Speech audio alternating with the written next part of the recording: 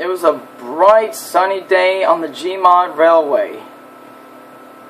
One day, on the GM Grande Valley map, district of the Gmod Railway, Alex found Sargi resting in one of the old drop chute shacks.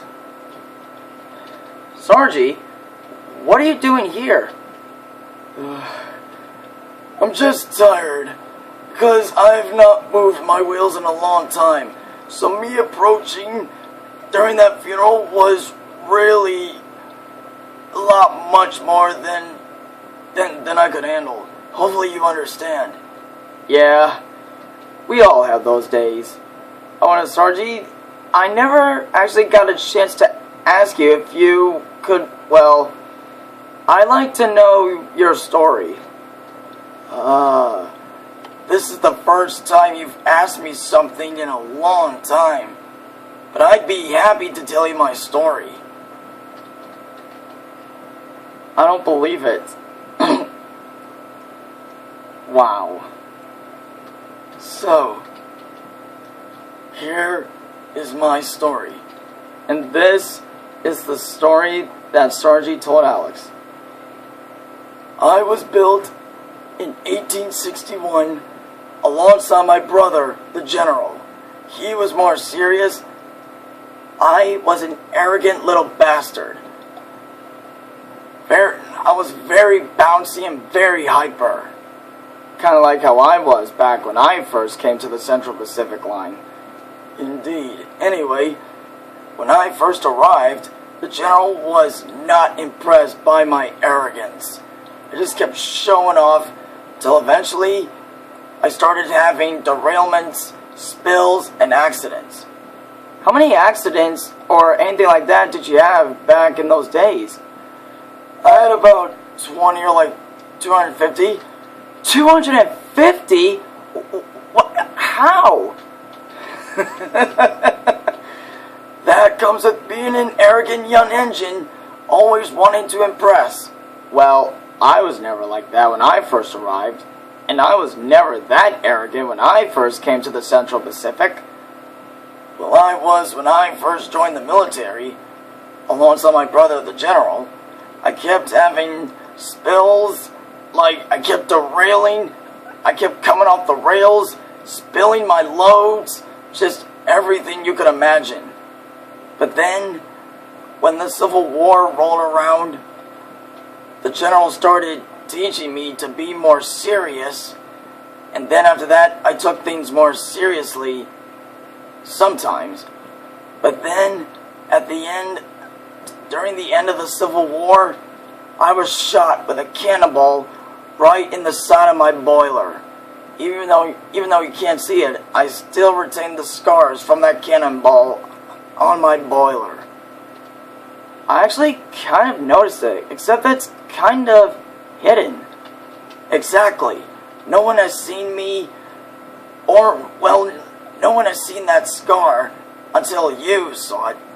After that, it was a huge tragedy for that railway. And my brother, the General, was in shock. He never thought something that horrible would happen to me. Then, after the end of the Civil War, my parts were brought to the scrapyard and were about to be scrapped. But, from what I was told, my remains stayed there and were never scrapped because, well, some strange things started happening. Wait a minute. You mean like how Justin's haunted the line even after he was scrapped? Exactly like that. Except that I was not a malicious evil ghost. I was just a friendly, kind of wise ghost. As well as me having my accidents and derailments and spills from back in the day over and over again. And I presume that that's what they call a residual type haunting, where the ghost that has been part of that point in its life gets to replay that over and over and over again. Exactly. Anyway, in 1889, most of my parts were found. And then my boiler was found with a huge hole in the side. Exactly how big was this hole? Around the same size as your leading wheels. Damn, that big of a hole? God, did the camel really do that much damage to you? Oh yes, and as I discovered from seeing pictures of it from Mr. Freeman's phone, I was stunned of the size of that hole in my boiler. And you can still faintly see it anyway, though my parts were found. And then, in 1890, they started rebuilding me. And I was finally completed in 1900. And when I had my first firing, since the end of the Civil War, I was back. But I was a different engine. I was not the arrogant little ass that I was before. I was a stern and wise and kind engine. Which you still are today. Yeah. So, when the First World War broke out, I was to be assigned as to deliver the very important equipment to certain military bases across the United States. And I did those without any hitches, except with a few derailments and spills. Let me guess. They were caused by bumpy tracks that were not properly maintained. Yeah. Stupid bastards. They do not know how to maintain rails these days. Well, back in those days. And then after World War I ended, when the Roaring '20s came around, I was living a much better life than I used to back in the day. And then, when the Great Depression came around, that's when I started having more accidents and spills. Ah, yes, the Great Depression, where the whole world was in economic grief. And I was one of the engines that was suffering from it. So is that why you kept having all those accidents throughout the years? Yes, especially all throughout the 1930s. Then when we got involved in the First World War, that's when I was assigned to be at Train Roads 2. That's when I was assigned to deliver those tank cars, those 2 tank cars, out to the surface.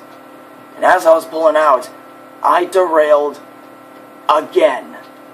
Oh yeah, I remember hearing about that. Justin told me it. He did, huh? Well, the main reason for that was malfunctioning points. I've had several close calls with those before, but apparently you've had lots of bad luck with points. Indeed. It comes with being old. Then, after World War II ended, then the military could not afford to run me anymore. So they left me at Sunset Gultch in that same place where you found me for over 70 years. And then after I was brought there and stripped of my paint, of which is what you see on me now, I was planned to be scrapped, just so that they can get enough money to keep getting more men. But throughout that time, it kept getting delayed, and they seem to have forgotten me. Now, with you finding me, and with me being part of this railway, I am proud to be carrying on the same duties as I've done back in the day. Which makes you about over 120 years old, older than me and Justin.